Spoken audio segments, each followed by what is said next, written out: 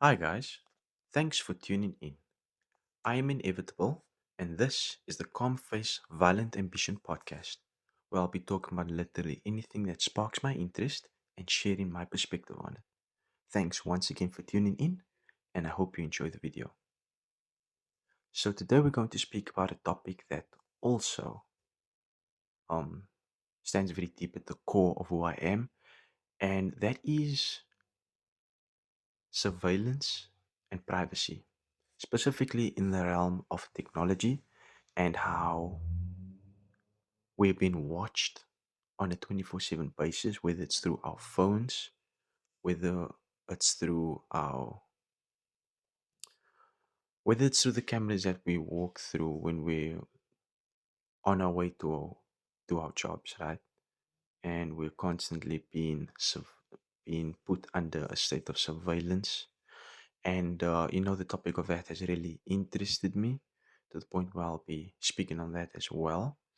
So what we're going to be talking about, the heading of this video will be surveillance versus privacy, the tech dilemma.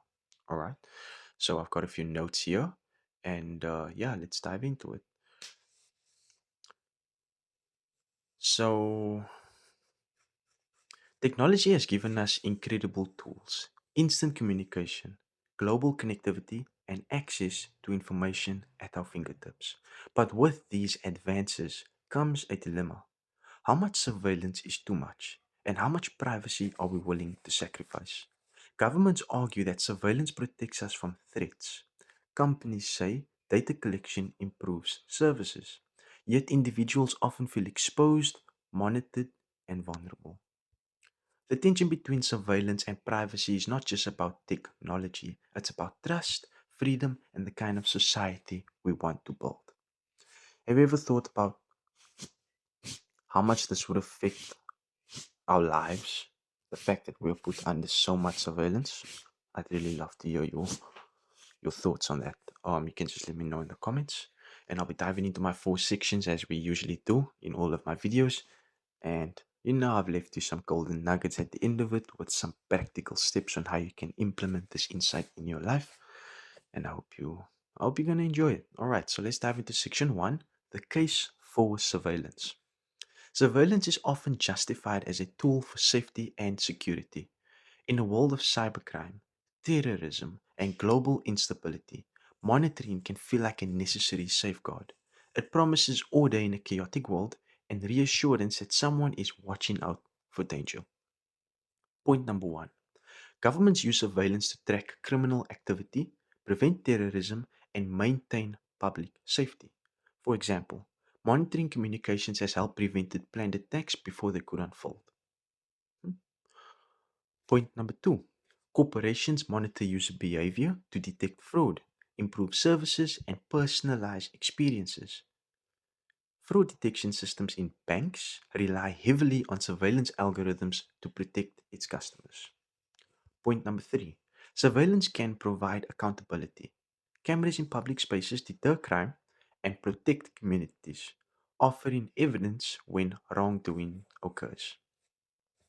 Surveillance promises safety, but it also raises the question: at what cost? So, surveillance offers protection, but it also creates power imbalances.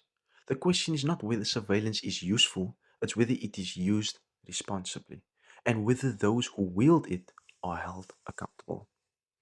All right. So, that was section one, the case for surveillance. And I'd love to hear your opinion on that. You can just go ahead and drop it in the comments. What do you think about the case for surveillance? All right. Diving into section two, the value of privacy. Privacy is more than secrecy. It is the right to control your own life and information. Whatever privacy, my apologies, without privacy, freedom becomes fragile and individuality is compromised. Point number one: privacy allows individuals to think, speak, and act without fear of constant monitoring. It creates space for creativity, dissent, and authentic expression. Point number two: it protects identity, ensuring that personal data is not exploited for profit or manipulation. Without privacy, companies can manipulate consumer behavior or political opinions. Point number three, privacy fosters trust. When people feel secure, they are more willing to engage openly in society, building stronger communities. For example, imagine living in a house with glass walls. You may be safe, but you are never free. Alright? So, having all the surveillance on you, having your privacy out in the open like that, it'll, don't you think it'll make you feel like you're living in a glass home, and constantly being watched without your consent, without any sense of control over what you want to share with the world? Doesn't it make you feel like that? So, privacy is not a luxury, it is a foundation of dignity and autonomy. Without it, surveillance becomes domination rather than protection, stripping away the essence of freedom. So, that was section two, the value of privacy. Let me know. What do you think about that? What do you think about the value of privacy? How do you honor your digital footprint on the internet? All right, you can just let me know in the comments. And then section three, the tech dilemma. The dilemma lies in balance. Too little surveillance and society risks chaos. Too much and individuals lose freedom. Technology magnifies this intent. Because, technology magnifies this tension because data is now the most valuable source in the world. Just think about it. Point number one, companies collect massive amounts of data, often without clear consent, raising ethical questions about ownership and exploitation. Governments expand surveillance powers, sometimes at the expense of civil liberties, sparking debates about democracy and control. Individuals struggle to protect their privacy in a digital ecosystem designed to track and monetize behavior, often feeling powerless against systems they don't fully understand. And that's kind of the fear.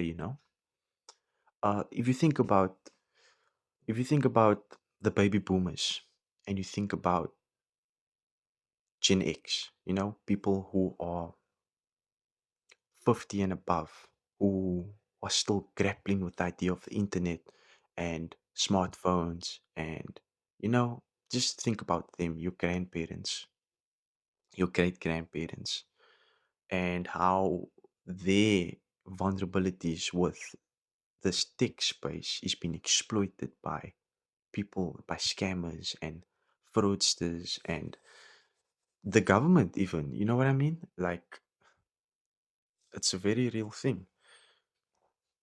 The tech dilemma is not about choosing one side, it's about finding balance between safety and freedom. So the dilemma is not surveillance versus privacy, it is how to integrate both responsibility, ensuring that technology serves humanity rather than controlling it. Okay?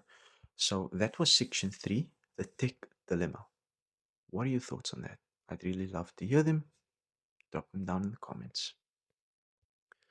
And now we're coming on to section four, the path forward. Resolving the surveillance privacy dilemma requires awareness, accountability, and action. We cannot leave these decisions solely to corporations or governments. The path forward must be shaped by collective responsibility. Point number one, transparency is key. Institutions must disclose how much data is collected, stored, and used, and so individuals can make informed decisions. And those the way they disclose it shouldn't be in fine print. It shouldn't be in those small letters of the terms and conditions. It should be boldly in front of you. But how much data we're planning on collecting on you, how much we're planning to use, and how much we're going to be selling to other companies. Yeah, they do that. Point number two, regulation ensures that surveillance powers are not abused, protecting citizens from exploitation and authoritarian overreach. Point number three, individuals must take responsibility. Using tools like encryption, secure platforms, and mindful digital habits to safeguard their own privacy. The path forward is not rejecting technology, it is shaping it to honor both safety and freedom, letting it serve us, We spoke about we spoke about how we can use superficial things to serve us instead of allowing it to control us. Like I mentioned this specifically in my video with regards to money and how it can be used to to express our values. The standards and the models that we live by, love, grace, giving, those kind of things. We can use that. We can use money to express those parts of ourselves to someone else. And we can do that the exact same way with technology, you know?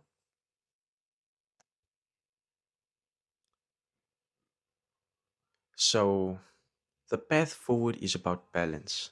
Surveillance must protect without oppression, and privacy must empower without isolating. Together, they can create a society that is both safe and free. So that was section 4, the path forward. And yeah, let me know what do you think about the path forward and how this would be essential for humanity in the coming decades while we are still, coming to terms with technology and AI being so closely integrated into our lives. Let me know. Okay, so coming down to the golden nuggets, the practical steps on how you can implement this insight into your daily life and daily doings. All right, so step one, educate yourself about digital privacy. Understand how apps, websites, and devices collect your data.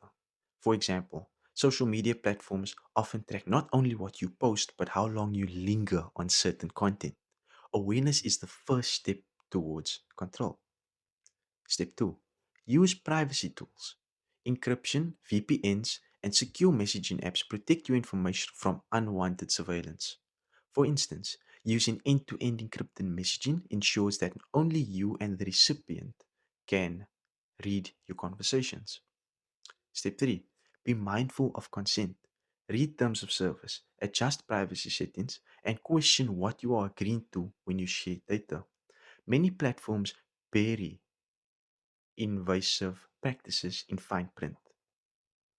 Don't let ignorance cost you your autonomy. Step 4. Support transparency and accountability. Advocate for laws and policies that require governments and corporations to disclose surveillance practices. Public pressure has already forced companies to adopt clearer privacy policies. Collective action works. It really does. Step number 5. Balance convenience with caution. Recognize that personalized services often come at the cost of privacy. For example, location based recommendations are helpful, but they also reveal your movements. Decide consciously what trade offs you are willing to make. And then step number 6, practice digital discipline. Limit oversharing on social media, avoid unnecessary apps, and treat your personal information as valuable property. Okay? Limit oversharing on social media. Avoid unnecessary apps and treat your personal information as valuable property because that's what it is. These companies that collect your data, they are literally selling your data to other companies for millions and millions of dollars. Why? Because these companies that buy your data, they are going to use that to study your movements, to study your consuming habits, so that they know how to market their products to you and sell you things that you might want. You know what I mean? Based on insights that they've gotten from data that they collected on you. And that's why this data costs so much money. That's why companies are willing to pay so much for that because they know in the long run they're going to make a profit off of it. So, your information, your personal information is valuable property, and that's what you should treat it as. All right? Every cost, every click, every download is a piece of your identity. Guard it carefully. By practicing these steps, You reclaim agency in the surveillance slash privacy dilemma. You stop being a passive subject of monitoring and become an active guardian of your own freedom. The benefit is empowerment, living in a digital world with awareness, confidence, and dignity. All right, so those are my practical steps. Um, what do you think about it? Do you think this will be something that you could implement in your life? Do you think this will benefit you? Let me know. So I'll leave you with this reflection. Surveillance and privacy are not enemies, they are forces that must be balanced. The real dilemma is whether we will shape technology to serve humanity or allow it to shape us. The choice is yours. Think about it, share it, and let's explore together how awareness and responsibility can resolve the tech dilemma. All right? So I'd love to hear your opinion on this topic. Drop your thoughts in the comments. How do you balance safety and privacy in your own life? Your commentary really does add to the conversation, and together I know we can build a deeper understanding of the tech dilemma and what it means to us. All right? So I'd just like to take the opportunity to thank you once again for taking the time out of your day to watch my video. And if you enjoyed my insight, go ahead and leave me a like. And if you're interested in hearing more about what I have to share on this channel, then you can subscribe as well. And once again, I am inevitable, and this is the Calm Face Violent Ambition podcast. Have a wonderful rest of your day.